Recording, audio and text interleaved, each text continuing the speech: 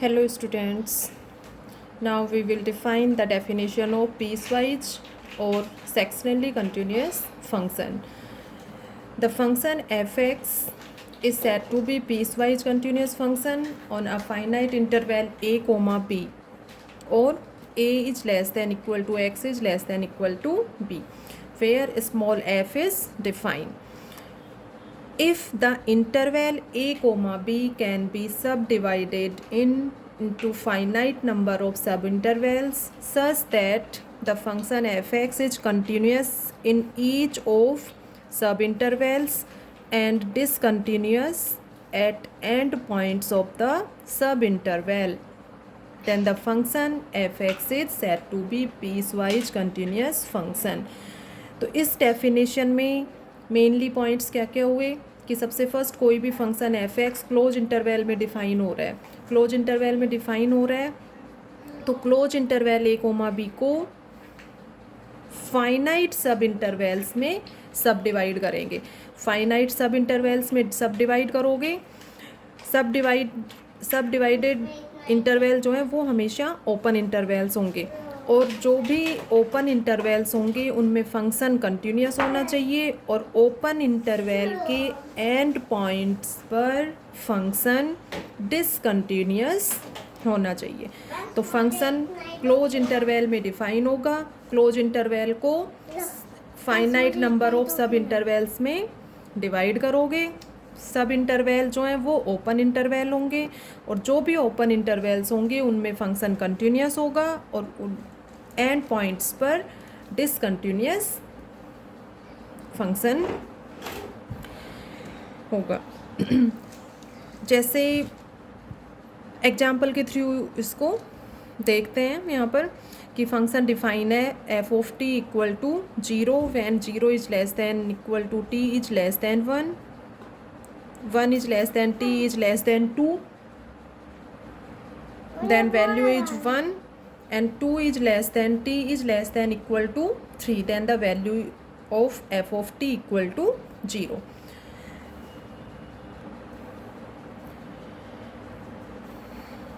अब देखिए ये फंक्शन डिफाइन है इस फॉर्म में, ठीक है। अब यहाँ पर इसको देखते हुए क्लियर हो रहा है कि अपने पास क्लोज इंटरवल 0,3 है।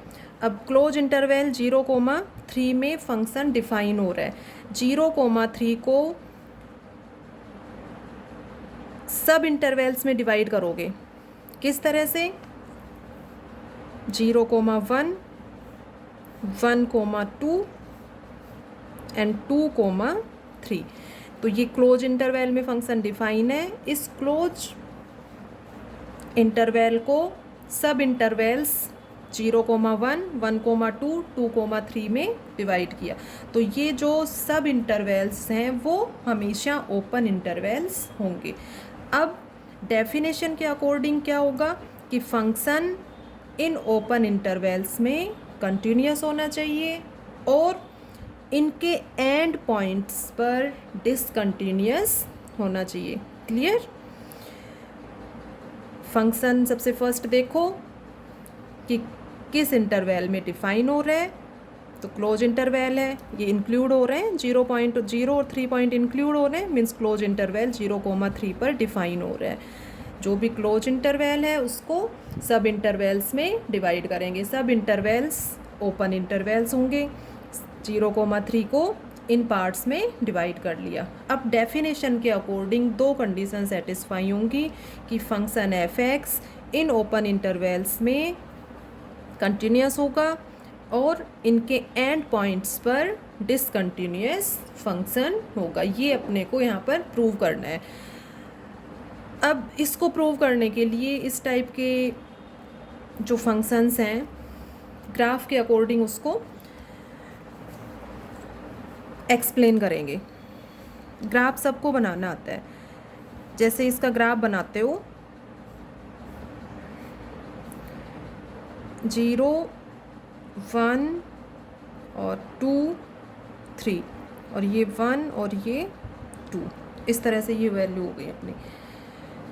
अब जैसे t की वैल्यू 0 और 1 के मिड में है तो ये वैल्यू 0 आ रही है, मीन्स ये t 0 और 1 के मिड में होगा तो इसकी वैल्यू 0 होगी। 1 और 2 के मिड में होगा, t की value t is greater than 1, तो 1 और 2, 1 पर तो वैल्यू 0 हो गई, लेकिन इसके अकॉर्डिंग ये वैल्यू क्या है 1 है, मीन्स ये इस तरह से आएगा 1 और 2, ये हो गया। 2 और 3 के अकॉर्डिंग वैल्यू फंक्शन की 0 है, तो ये वापस से ग्राफ जो है वो इस पॉइंट पर आएगा। तो यहाँ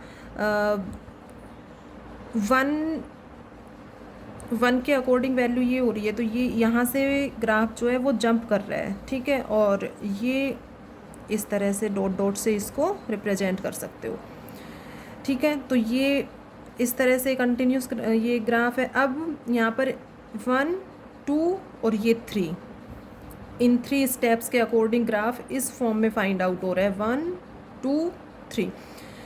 तो फंक्शन कंटिन्यूस होगा, ग्राफ के अकॉर्डिंग देख रहे हो किसी भी फंक्शन को कंटिन्यूस, तो उसमें क्या देखोगे, जैसे ये पॉइंट है और ये पॉइंट है, यदि यहाँ से यहाँ तक चल रहे हो तो ये ग्राफ जो है ब्रेक नहीं हो रहा, इस पॉइंट पर ब्रेक होकर, या ये कहें कि यहाँ से जंप होकर इस पॉइंट पे जा रहा है, फिर ये यहाँ पर ब्रेक नहीं हो रहा, इस पॉइंट पर वापस से ग्राफ जो है वो ब्रेक होके इस पॉइंट पे आ रहा है, और फिर ये यहाँ से यहाँ तक सीधे चल रहा है, और इस पॉइंट पर यहाँ तक ये वैल्यू 0 फाइंड आउट हो रही है।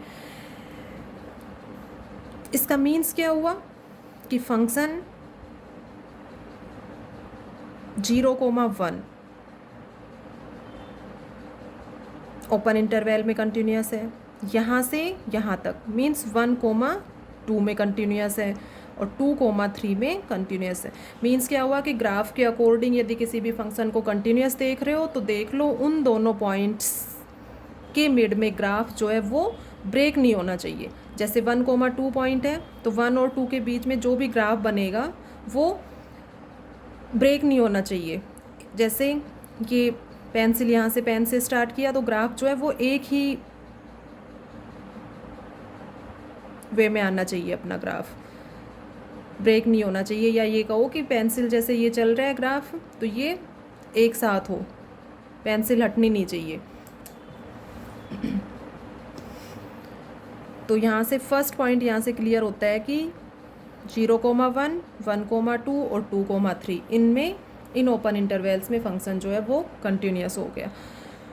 अब ये है पॉइंट 1 है, एंड पॉइंट क्या क्या है 1 और 2, और ये यहाँ पर 3, तो 3 तो इंक्लूड हो रहा है, वैसे भी लास्ट पॉइंट है।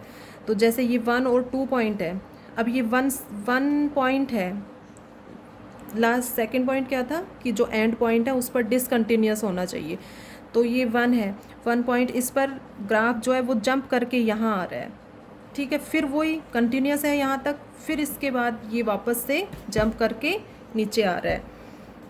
तो मीन्स क्या हुआ कि ग्राफ कहाँ कहाँ ब्रेक हो रहा है, 1 पॉइंट पर और 2 पॉइंट पर। तो 1 और 2 पॉइंट जो हैं वो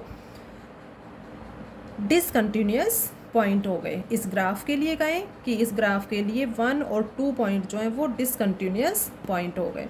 तो मीन्स 0,3 में डिफ़ाइन है, इसको ओपन इंटरवल्स में डिफ़ाइन कर दिया, इसका ग्राफ बना लो और फिर देख लो कि इनमें ग्राफ जो है वो कंटिन्यूस होना चाहिए, कि 0,1 में ग्राफ एक सीधे आना चाहिए, 1,2 में ब्रेक नहीं होना चाहिए ग्राफ में, 2,3 में ब्रेक नहीं होना चाहिए, और ग्राफ जहाँ जंप कर रहा है या ब्रेक कर रहा है जिस पॉइंट पर, वो उस ग्राफ के लिए डिसकंटिन्यूस पॉइंट हो गए। तो इस तरह से ये function piece wise continuous function या कहें सेक्शनली कंटिन्यूस फंक्शन की कंडीशंस को फॉलो करता है। तो इस तरह से शॉर्ट क्वेश्चन में ये डेफिनेशन पूछ लेते हैं, अदरवाइज इतना इम्पोर्टेंट नहीं है, लेकिन शॉर्ट क्वेश्चंस में डेफिनेशन जो है वो मोस्टली एग्ज़ाम में आ जाती है, तो उसमें फिर डेफिनेशन दोगे एज इट इज़ सेम, और उसके साथ एक एग्जाम्पल देकर इसको क्लियर कर दोगे। जैसे बुक में एक एग्जाम्पल दिया हुआ है, ये देखो एग्जाम्पल सेकंड देखो, इसमें एग्जाम्पल सेकंड में ये ग्राफ गिवन है, ठीक है, इसमें ग्राफ दिया हुआ है, let F X has the following graph. अब ये ग्राफ है, ठीक है, अब इसमें ये ग्राफ बन रहे हैं, ये पॉइंट्स हैं ए, x1, x2, x3, x4। तो ए और x1 के मिड में ये ग्राफ है, x1 to x2 ये है, x2 से x3 ग्राफ इस फॉर्म में आ रहा है, और x3 से x4 ग्राफ इस फॉर्म में आ रहा है। तो यहाँ पर डिसकंटिन्यूस पॉइंट कौन कौन से हो गए? जहाँ पर ग्राफ ब्रेक हो रहा है, जैसे यहाँ से स्टार्ट हो रहा है, ये यहाँ इस पर ग्राफ जो है वो जंप करके नीचे आ गया, तो ये पॉइंट हो गया। ये फिर एक साथ चल रहा है, यहाँ पर फिर ग्राफ जंप करके इस पॉइंट पे आ गया, तो x1, x2, x3 ये डिसकंटिन्यूस पॉइंट हो गए। इसको ओपन इंटरवल्स में डिवाइड कर लो, a, x1, x1, x2, x2, x3, x3, x4। तो x3, x4 ओपन इंटरवल है, तो x3, x4 में एक साथ ये ग्राफ इस फॉर्म में बन रहा है। तो इन सभी ओपन इंटरवल्स में ग्राफ क्या हो गया? कंटिन्यूस हो गया। And has finite right hand and left hand limit respectively. तो इसके according piece wise continuous function की दोनों कंडीशंस जो है वो सेटिस्फाई हो रही हैं। तो इस केस में ये ग्राफ जो है वो पीस वाइज कंटिन्यूस फंक्शन है।